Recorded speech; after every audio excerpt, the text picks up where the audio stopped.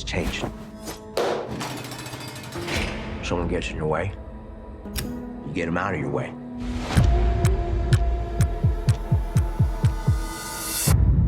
Ask yourself, who's it gonna be?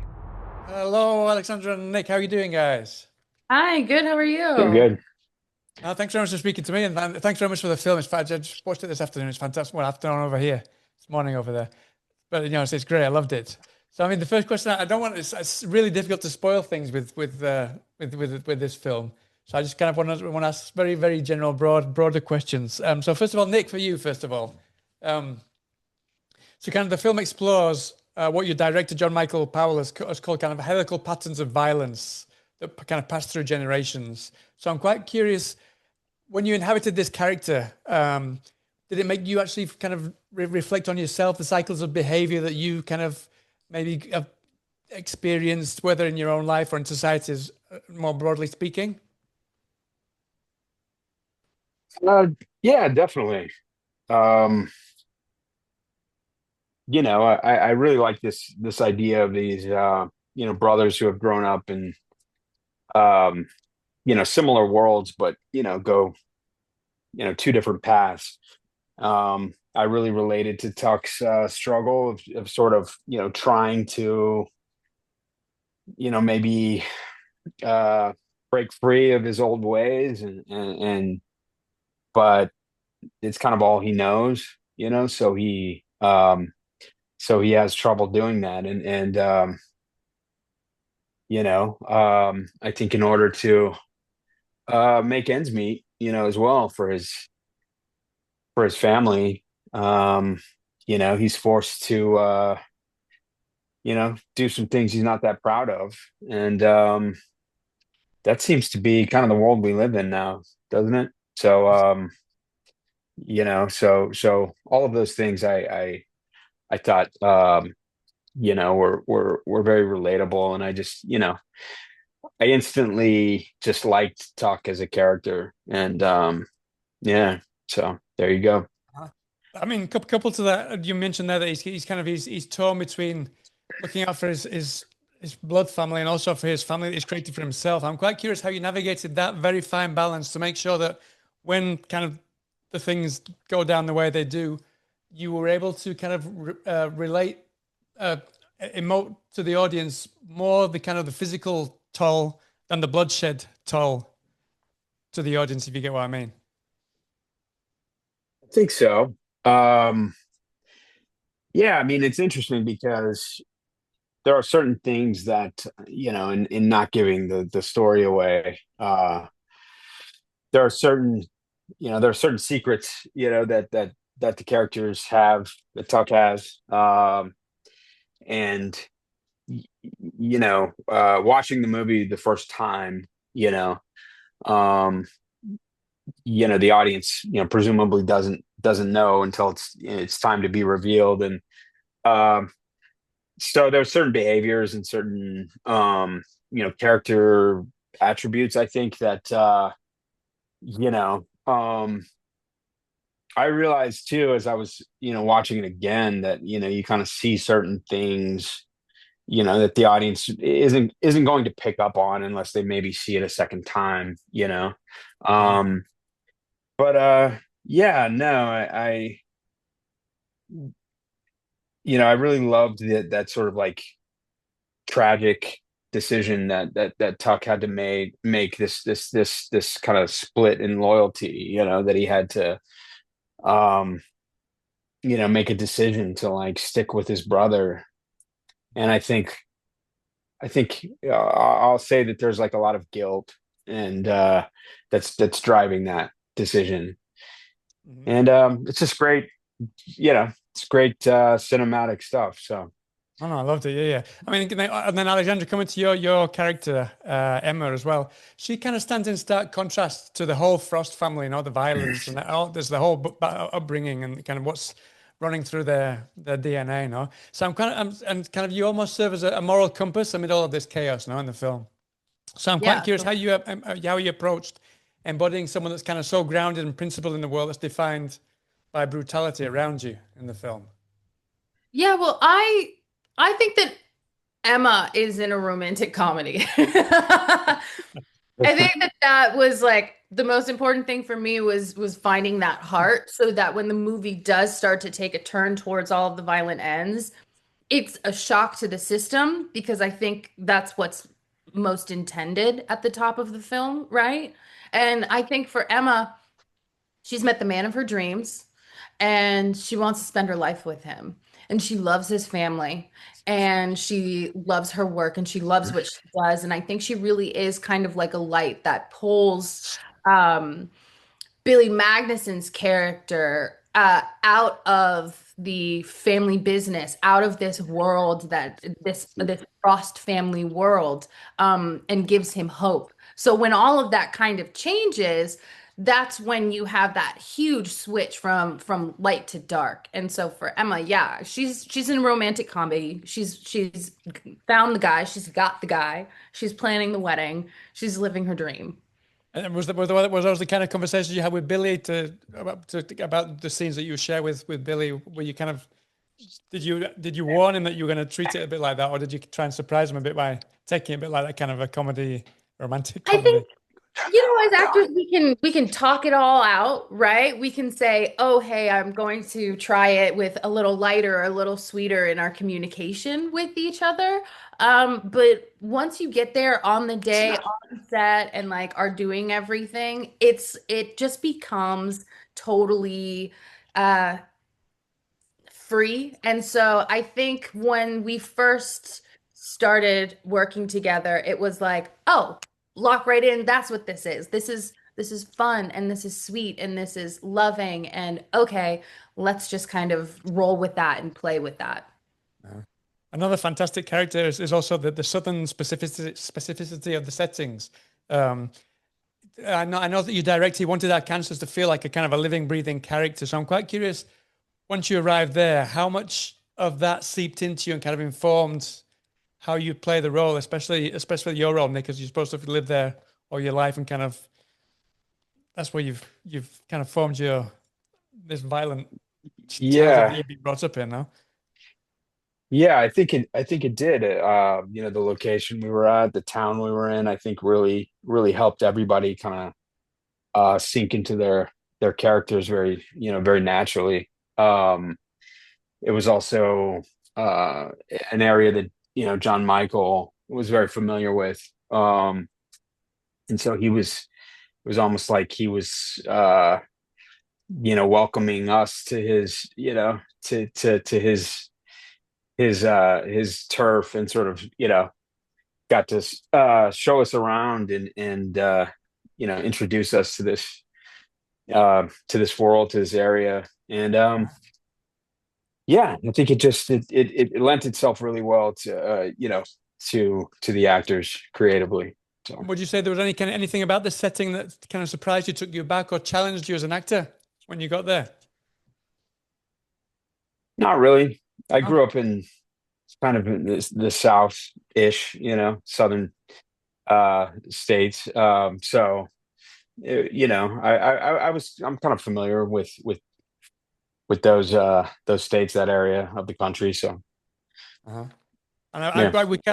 we can't not talk about James Badge Dale's character. He was supposed to be here with us today, but he couldn't make it. But I can't imagine what it was like getting to act with this villain because it is such a great villain. He's terrifyingly human rather than kind of could have come across as cartoonishly evil, which was I was kind of hoping that he wouldn't, and it didn't. It just feels so grounded, but it is so he's so kind of suave and sophisticated and kind of it could have come across really comical if he wasn't careful. So I'm really curious how you approached acting with him, especially in those kind of scenes where he has to come across as this specific kind of guy. Horrifying. James's character, Sid, is horrifying, and he does it so beautifully and so naturally in such a grounded way that you're kind of like, are you insane? Are you insane? Is like, is James insane?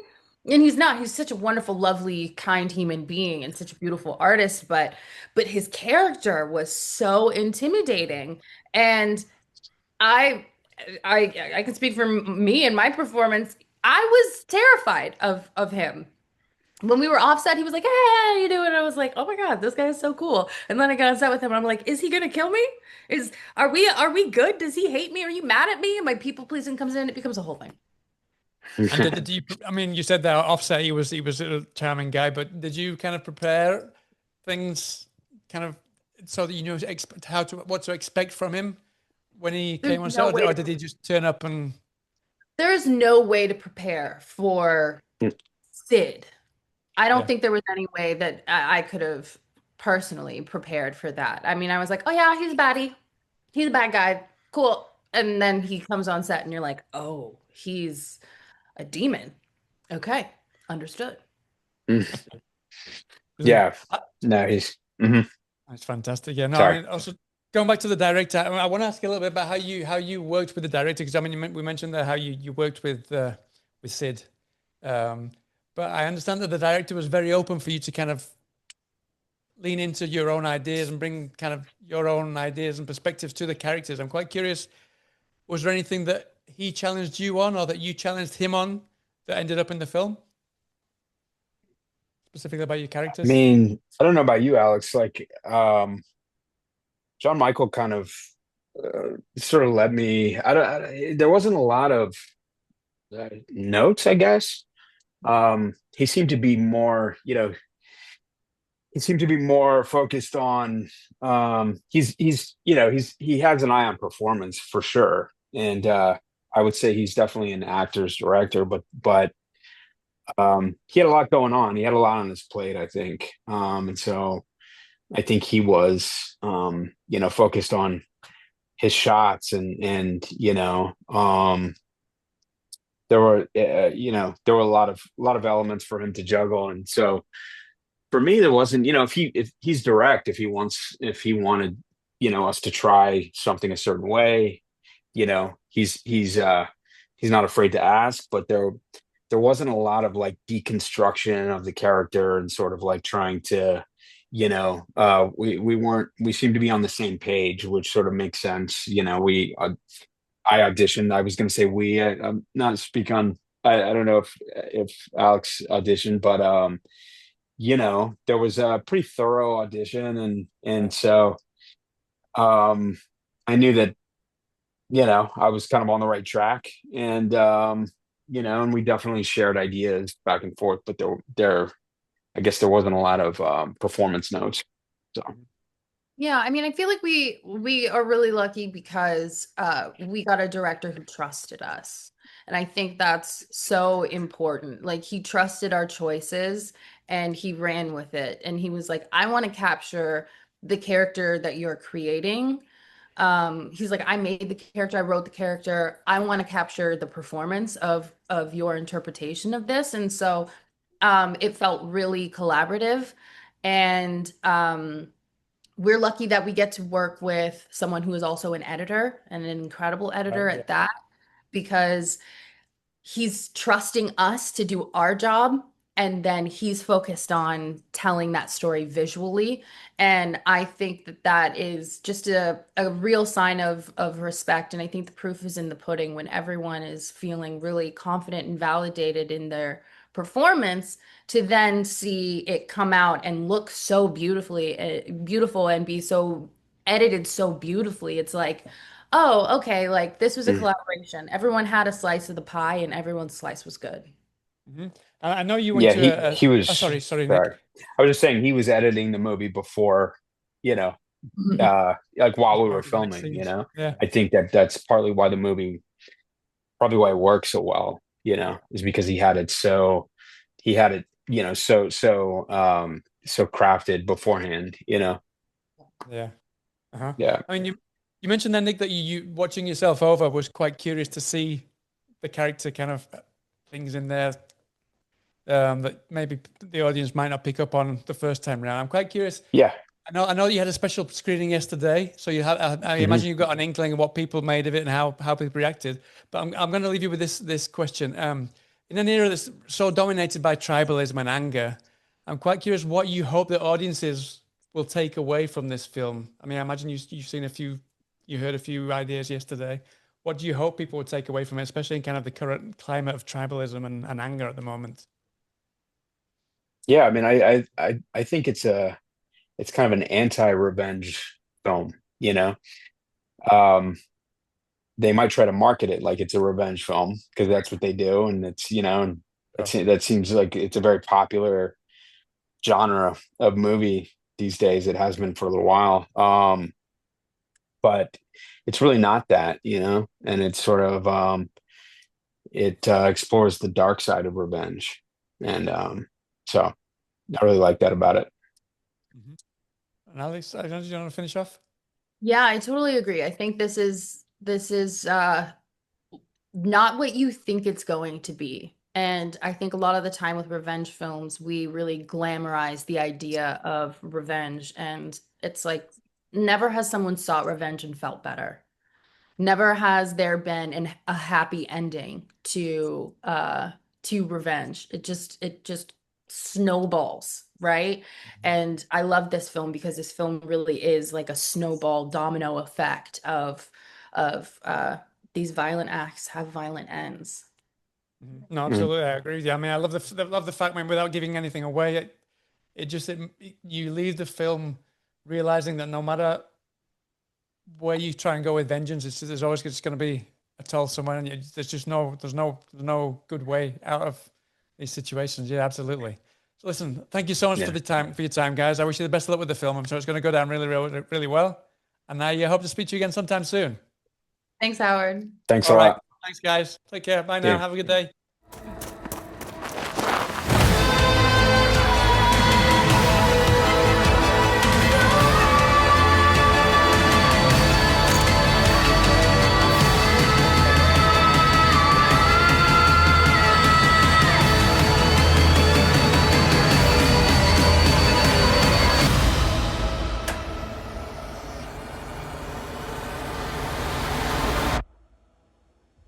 This is fine, no?